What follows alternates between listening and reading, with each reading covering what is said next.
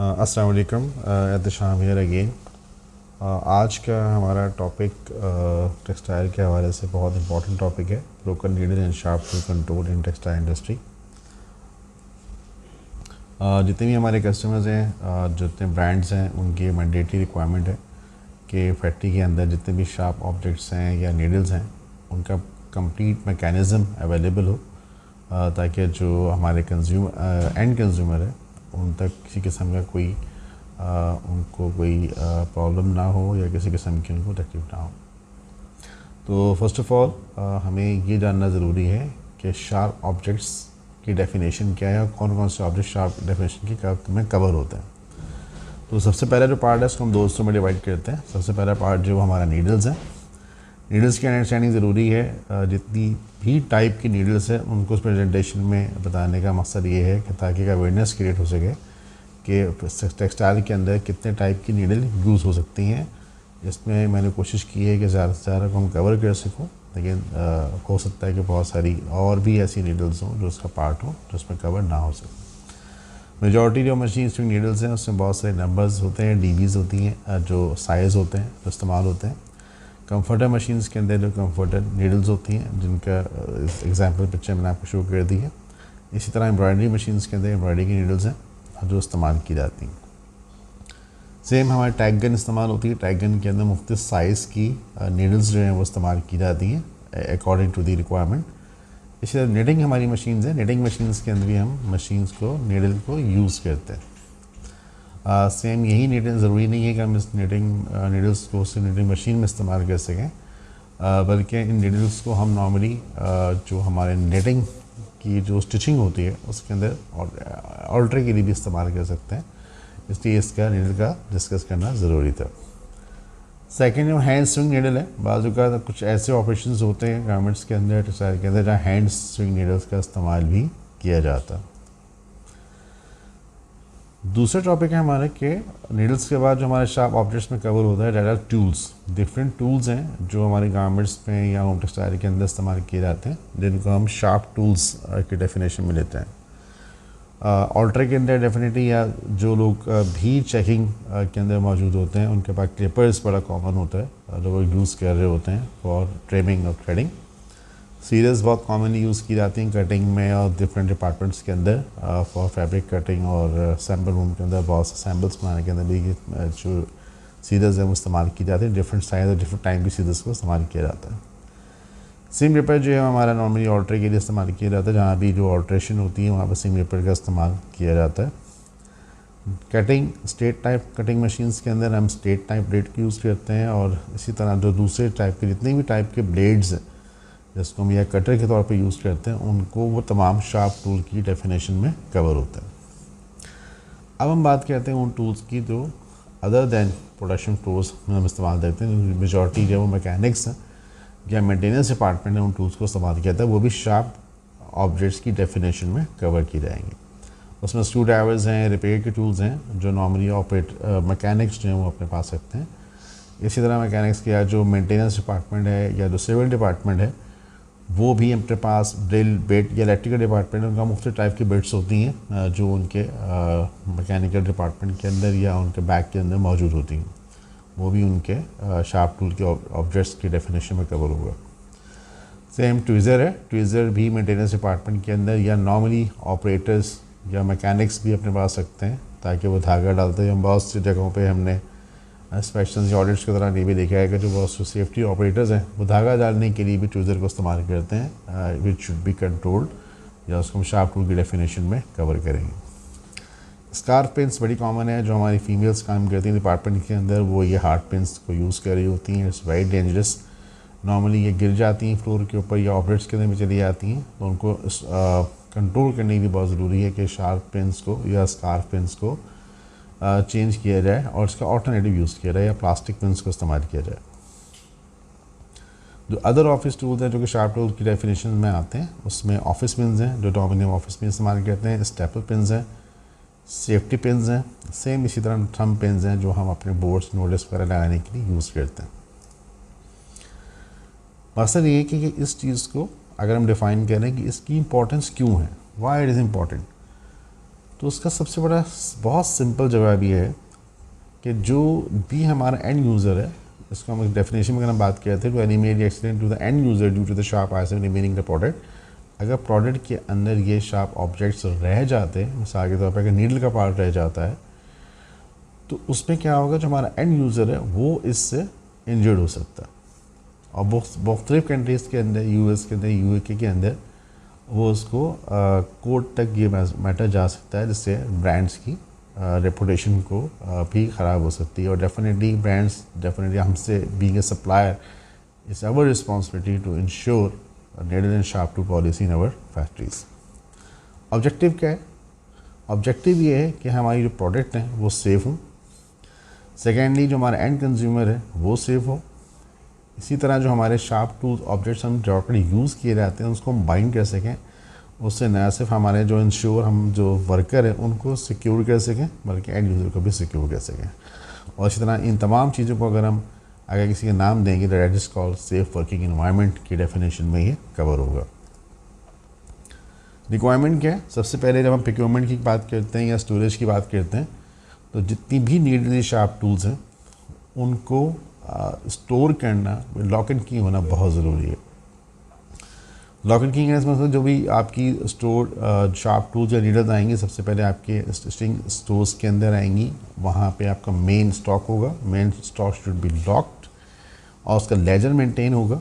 उसमें जितनी भी टाइप और साइज़ की नीडल्स उसका लॉग मेंटेन होगा, and should be a dedicated person who will be responsible for issuing and storing of all sharp tools and needles in the stores. Production floors के अंदर इसको अच्छा कंट्रोल करने के लिए हम क्या कर सकते हैं कि हर प्रोडक्शन फ्लोर के पास, हर फ्लोर के ऊपर एक शार्प टूल या नीडल इशूज़ बूथ हो, जहाँ से सेंट्रलाइज नीडल्स और शार्प टूल्स जो हैं वो कंट्रोल किए जा सकें, वहीं से इशू हों और वहीं पे वापस जमा हो सकें। ऑनली एथोराइज पर्सन, एक एथोराइज पर्सन हो जो कि नीडल्स को या शार्प टूल्स को रिप्लेस कर सके और उसका प्रॉपर लॉग और रिकॉर्ड मेंटेन कर सकें। जो बेस्ट फॉर्म लॉग की है उसको पेपर फॉर्म की बजाय आप उसको बाइंड बुक फॉर्म में लेके आएँ, उसको सीरियल नंबर भी हो, ताकि इन केस अगर कोई पेज जो है वो उसको आगे पीछे ना हो सके और अच्छा कंट्रोल डॉक्यूमेंट का मौजूद हो। अदन क्या होगा, अगर हम सिंगल पेज की डॉक्यूमेंटेशन रखेंगे तो उसकी कोई जस्टिफिकेशन नहीं है, उसमें से कोई भी पेज जो है वो चेंज हो सकता है या वो गुम हो सकता है। तो बेस्ट ये है कि उस binded book with serial number हो, ताकि आपका कंट्रोल जो है वो बेहतर हो सके। Every factory must have needle sharp tool policy define होनी चाहिए फ्रॉम टॉप मैनेजमेंट, और उसकी जो ट्रेनिंग है और जो उसको पेनिट्रेट करना चाहिए up to the middle and the lower level, ताकि हर वर्कर को उसकी शार्प टूल और नीडल पॉलिसी की इंफॉर्मेशन होनी चाहिए और नो होनी चाहिए। इस पॉलिसी एप्लीकेबल ट्रेनिंग जहाँ पर भी नीडल्स या शार्प टूल का इस्तेमाल होगा वहाँ पे ये पॉलिसी इम्प्लीमेंट होगी। उसमें जो डिपार्टमेंट कवर होंगे उसमें knitting, swing, embroidery, linking, sample room and any other place where it is being used, जहाँ पर भी नीडल का इस्तेमाल होगा वहाँ पर ये नीडल्स या शार्प टूल की पॉलिसी इम्प्लीमेंट होगी। डोंट्स क्या है जो कि नॉर्मली फ्लोर के ऊपर उनको एड्रेस नहीं किया जाता, उसको थोड़ा सा मैंने फोकस किया यहाँ पे, कि जो मशीन्स डिपार्टमेंट में प्रोडक्शन में नहीं हैं लेकिन वो लाइन में अवेलेबल हैं। सेकेंडली, वो मशीन्स जो किसी वजह से मशीन लाइन में तो मौजूद हैं लेकिन वो प्रोडक्शन में शामिल नहीं है, या वो मेंटेनेंस की वजह से उसमें कोई काम है लेकिन वो मशीन हमने वहाँ से हटाई नहीं है। तो उन दोनों कंडीशंस में, चाहे वो मशीन इस्तेमाल में ना हो या वो उसमें मेंटेनेंस रिक्वायर्ड है, नीडल्स की अवेलेबिलिटी नहीं होनी चाहिए। यानी कि उसमें दोनों कंडीशंस में दोनों मशीनों पे नीडल नहीं होगी। वो तमाम मशीन्स जो वर्कशॉप में मौजूद हैं या मेंटेनेंस के लिए वर्कशॉप में मौजूद हैं वहाँ पर भी नीडल्स नहीं होंगी। मतलब जब आप मशीन्स को मूव करेंगे डिपार्टमेंट के अंदर या वर्कशॉप के अंदर, तो नीडल जो है उसमें से निकाल के वापस नीडल बूथ में जमा करा दी जाएंगी और उसका रिकॉर्ड मेंटेन किया जाएगा। नो स्पेयर और replace needle should be had in the machine by operator, mechanic, supervisor, in charge.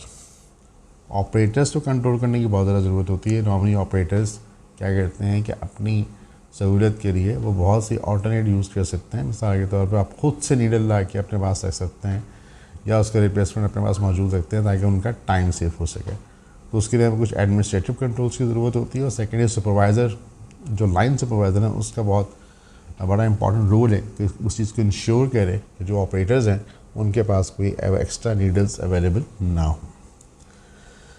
Blades, जितने भी ब्लेड्स हैं, जितने भी नाइव्स हैं, वो जो प्रोडक्शन फ्लोर्स पे यूज़ हो रही हैं, चाहे वो पैकेजिंग में इस्तेमाल हो रही हैं या स्टिचिंग के अंदर इस्तेमाल हो रही हैं, उनका तमाम का रिकॉर्ड होना या उनको प्रॉपर होना, यूज़ होना ज़रूरी है। नॉर्मली देखा गया है कि जितनी भी ब्लेड्स हैं, जो कटिंग वर्टिकल ब्लेड्स होते हैं, जब वो स्टोर में जमा करवा दिए जाते हैं कि वो उसकी ख़राब हो गए या उसकी शार्पनेस जो है वो प्रॉपर नहीं है, तो नॉर्मली उसका से नाइफ़ यूज़ किया जाता है फॉर कार्टन ओपनिंग। जो कार्टन हमारे बन के आ रहे होते हैं उसके ऐसे नाइफ़ के तौर पे इस्तेमाल किया जाता है। उस प्रैक्टिस को 100% हमें सिक्योर करना। उसके लिए मेरे under no circumstances can do blades be return into knifes for use in a production area. Specially ये चीज़ जो है वो पैकेजिंग एरिया और कार्टन्स को खोलने के लिए इस्तेमाल किया जाता है, जो शुड बी अवॉइडेड। पेन्स हमारे फ्लोर्स पे बहुत ज़्यादा होती हैं। उसमें जैसे मैंने एग्जांपल आपको दी कि जो हमारे फीमेल ऑपरेटर्स हैं या फीमेल का स्टाफ है, वो इन पेन्स को स्कार्फ में या सर पे या अपने हैंड पे सर पे इस्तेमाल किया जाता है। इसको कोशिश करनी चाहिए, शुड बी अवॉइडेड और should not be use in production floors. जितनी भी मेटल पेन्स हैं, चाहे वो स्टेपल पेन्स हैं, थंब पेन्स हैं, जो बोर्ड्स पे लगी हुई हैं, वो should be avoided on production floors. कहीं भी किसी प्रोडक्शन फ्लोर्स के अंदर हमें सेफ्टी पेन्स और पेन्स, थंब पेन्स, हमको कोई भी इस्तेमाल नहीं करना। मेंटेनेंस डिपार्टमेंट ख़ास तौर पे उनकी तरफ से इस चीज़ को कंट्रोल नहीं किया जाता। उसका बेस्ट प्रैक्टिस ये है कि every mechanic should have a proper box, उसकी लिस्ट जो है अवेलेबल हो, उसके जितने भी टूल्स हैं उसकी लिस्ट उस बॉक्स के साथ अवेलेबल हो। तो जो भी टूल्स वो लेके जा रहा है उस बॉक्स में लेके जाए, ओपनली ना लेके जाए। नॉर्मली हमारे यहाँ जो मैकेनिक्स होते हैं वो अपनी पॉकेट्स के अंदर स्क्रू ड्राइवर्स या ऐसे टूल्स को रखते हैं जो अनसिक्योर होते हैं, जो किसी भी वजह से काम करने के दौरान प्रोडक्शन फ्लोर्स पे गिर सकते हैं और एक हर्डल क्रिएट हो सकता है। अब हम बात करते हैं कि ब्रोकन नीडल कंट्रोल की पॉलिसी है क्या और उसको हम किस तरीके से एड्रेस कर सकते हैं। नंबर 1, अगर कोई नीडल क्रूक हो जाती है, यानी कि मुड़ जाती है, टेढ़ी हो जाती है, या उसका टिप जो है वो काम नहीं कर रहा, उससे होल्स नहीं हो रहे, या सेकेंडली वो टूट जाती है, तो सबसे पहले काम ये होगा कि ऑपरेटर मशीन को स्टॉप करेगा और इमीडिएटली इन्फॉर्म करेगा सुपरवाइज़र को या इंचार्ज को। सेकेंड, सुपरवाइज़र इंचार्ज मैकेनिक को कॉल करेगा। मैकेनिक मशीन से जो रिमेनिंग पार्ट है नीडल का उसको निकालेगा, ठीक है। उसके बाद वो उसको हैंड मैग्नेट से जो सराउंडिंग्स हैं उनको सर्च करेगा। उसमें सबसे ज़्यादा ज़रूरत होती है कि वो कहाँ पे नीडल्स के पार्ट गिर सकते हैं। उसमें जो वर्क प्लेस है, मशीन का जो टॉप है, मशीन का टैंक है, वर्कर्स की बेंच है या टेबल है, मशीन का जो बॉटम वाला एरिया है, नॉर्मली वहाँ से भी टूट के मशीन चली जाती है। अराउंड मशीन्स इंक्लूडिंग तो इसके अलावा जो बंडल है जिससे वो गारमेंट्स के बंडल्स या पे जो प्रोडक्ट्स के बंडल्स हैं वहाँ पर उसको चेक किया जा सकता है, ताकि कहीं पे भी पार्ट जो है वो बिखर ना जाए और वो कहीं खो नहीं जाए। तो उसके लिए बड़ा मैकेनिक को इंश्योर करना है कि वो मैग्नेट से उसी को इंश्योर करे कि 100% वो मेटल के जितने ही पार्ट्स हैं उसने कवर करने हैं और उनको ढूंढना है। इफ़ नीडल बिकम्स डैमेज, अगर वो टूट जाती है but remain one piece, damage होती है, क्रूक हो जाती है लेकिन टूटती नहीं है, the needle must be check again as a whole needle before using to a needle. तो उसको 100% चेक करना ज़रूरी है कि बाज़ ऐसा होता है उसको हम साइज़ से मेजरमेंट कर लेते हैं, बाज़ ऐसा होता है कि उसका पॉट टिप बहुत मामूली सा टूट के गिर जाता है, जो कि उस वक्त अंडरस्टैंड नहीं किया जा सकता। तो जब आप उसको रिप्लेस करें तो नीडल को चेक करें दूसरी नीडल के साथ मिला के कि आया वो पूरा साइज़ पूरा है या नहीं है। Mechanic must not clear down needles parts but input in needle box to secure needle parts and hand over to the supervisor, submit box to needle insurance counter। जो नीडल के पार्ट्स रिकवर किए गए हैं वो needle box जो mechanic के पास मौजूद होगा उसमें उसको डालेगा और वो सुपरवाइज़र के हैंड ओवर करेगा। वो सुपरवाइज़र वो नीडल बॉक्स लेकर इश्यूज काउंटर के पास जाएगा। ये इस चीज़ को इंश्योर करेगा कि नीडल्स ड्यूरिंग ट्रैवलिंग जो है कहीं पे गिर ना जाए। New needle may only be issued when it is confirmed that all the needle parts are found. उसमें कोई किसी किस्म की गलती गुंजाइश नहीं है कि तमाम नीडल्स जो है वो उस पार्ट अवेलेबल हैं तो नई नीडल इशू की जाएगी नीडल इशूर की तरफ से। Authorised person at counter place needle in broken needle register. एक रजिस्टर होगा जिसके अंदर जिसकी पिक्चर्स आगे स्लाइड्स में मौजूद है। जो ब्रोकन नीडल का जो एथोराइज्ड पर्सन है वो उन तमाम नीडल पार्ट्स को उस रजिस्टर के ऊपर प्लेस करेगा, उसके बाद उसको टेप कर देगा और उसके बाद उसी कॉलम में इशुएंस को नई नीडल इशू करेगा और उसका सिग्नेचर सुपरवाइज़र से उस लॉक के ऊपर ले लेगा। इशू करने के बाद जो मशीन का नीडल्स का लॉग है वहाँ पे जो न्यू नीडल इशू हुई है उस लॉग को सुपरवाइज़र वो बंदा इसको मेंटेन करेगा या उसको अपडेट कर देगा। Supervisor hand over new needle to mechanic who install new needle. Supervisor जो है जो नीडल्स लेके आया है एथोराइज्ड पर्सन से वो हैंड ओवर करेगा मैकेनिक को। मैकेनिक जो है वो नई नीडल जो है वो मशीन में इंस्टॉल कर देगा। ये इंश्योर करने के only the mechanic is authorised to install new needles. Supervisor authorise नहीं है नीडल लगाने का। ये इंश्योर करने कि जो मैकेनिक है वही एथोराइज है जो न्यू नीडल को लगा सकता है। Scenario 2, broken needle control.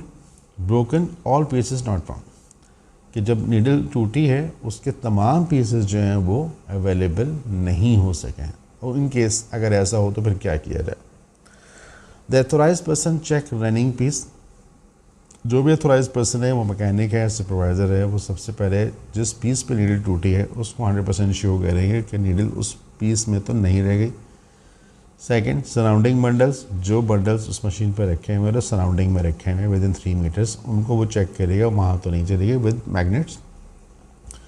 In case अगर वो नहीं मिल रहा है तो वो उन बंडल्स को और सराउंडिंग पीस को मैटेड डिपार्टमेंट में जो पैकिंग के अंदर मैटेड डिटेक्टर मशीन लगी हुई है उस मशीन में उसको 1 बाय 1 एक एक पीस को चेक करेगा ताकि उस नीडल के पार्ट को इंश्योर किया जाए। इफ़ फाउंड अगर वो पीस मिल जाता है all the pieces should be attached to the broken report on authorized previously as the product to be placed in a conveyor belt and metal detector before return to the workplace।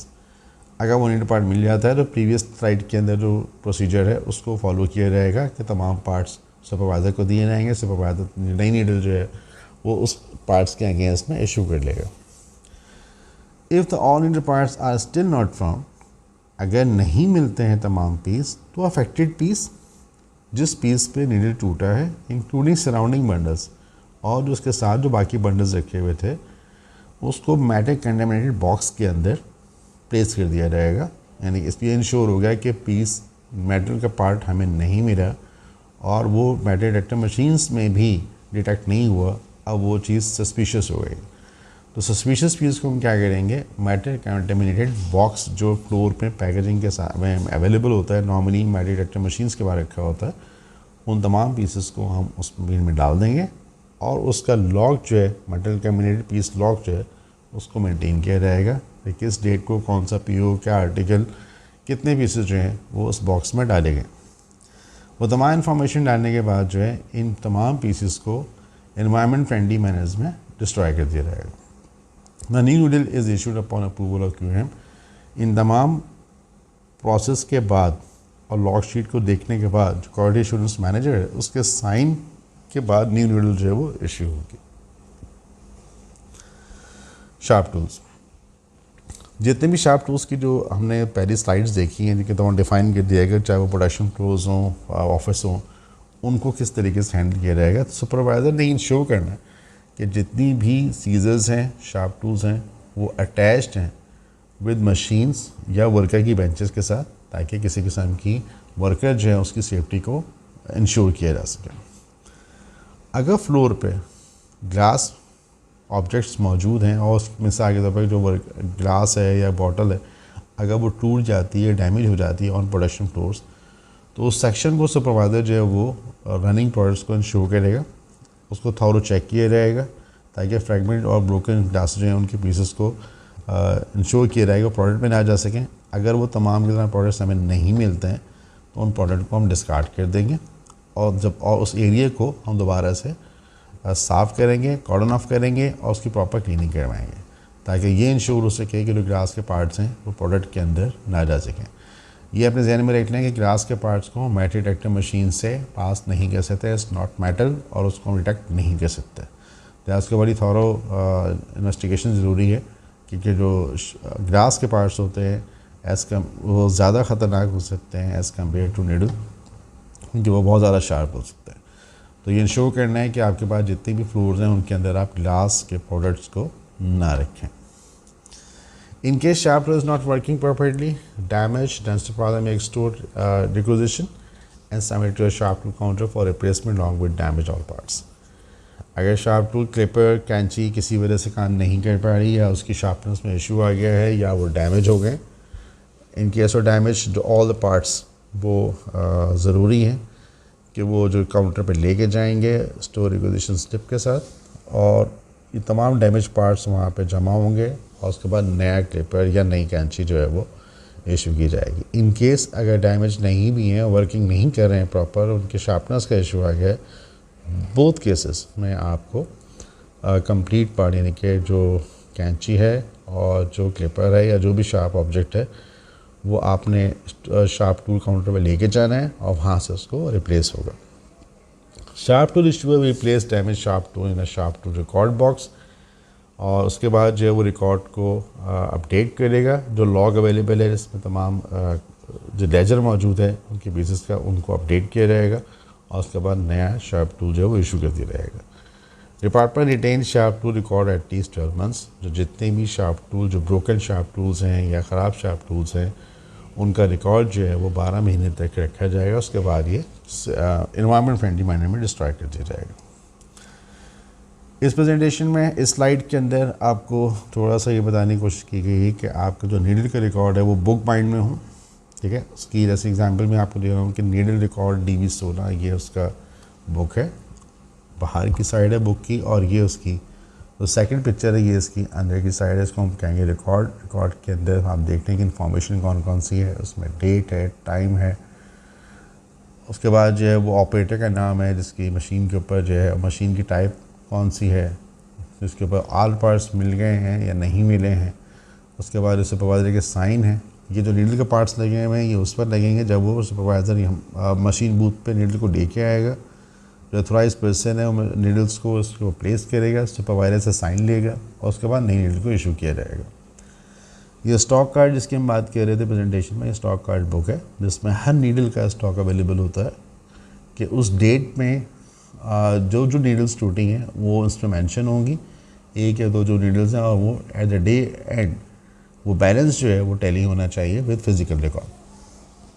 सी यहाँ पे जो second example है वो DC 2716 की है, जिसमें आप देख सकते हैं कि सेम बुक अलग है, उसका रिकॉर्ड है और सेम इसी तरह उसका स्टॉक की बुक अवेलेबल है। और इसका फ़ायदा ये होता है कि आप उसका बाद सिंपल ऑडिट कर सकते हैं कि जो भी ऑडिटिंग पर्सन है या जो भी ऑडिटर है वो फिज़िकल रिकॉर्ड को स्टॉक कार्ड बुक के साथ मैच कर सकता है और जिन डेट्स के अंदर स्टॉक के अंदर रिकॉर्ड्स मौजूद है उसको टैली कर सकता है विद इशूज़ रिकॉर्ड।